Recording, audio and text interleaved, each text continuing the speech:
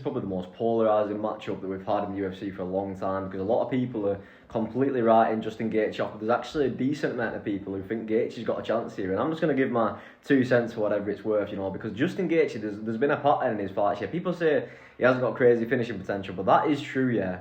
But what I will say is that in the last few of his fights, like against Paddy Pimblett, against Fiziev, and obviously in the Oliveira fight, I think that was obviously before the Holloway fight, yes, he doesn't finish them, but he does drop them in the first round. Like he dropped Fiziev in the first round. Obviously dropped, Paddy Pimblett with the punch to the solar plexus and stuff. So I obviously think that Topuria is going to win this fight. I really do. I think he's going to knock Justin Gaethje out. Gaethje leaves way too many openings. He dips his head very predictably in sequence. And for someone who is as surgical as Ilia Topuria, like you give Topuria an inch, he will take a mile in any sort of boxing sequence.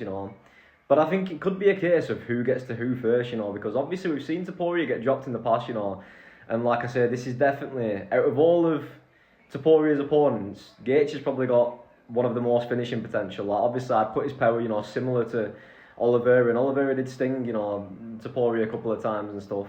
Obviously he's got more finishing potential than like Holloway, Volk and stuff, So don't totally write Justin Gaethje off, he can have success early on against opponents, and if he drops Topuria and hurts him, or, hurts him to the body or whatever, then we could see a different fight, But again, I do personally think that the firefight in the first round, Topuria's going to get the better of it and knock Justin Gaethje out. But don't be surprised if Gaethje gets there first.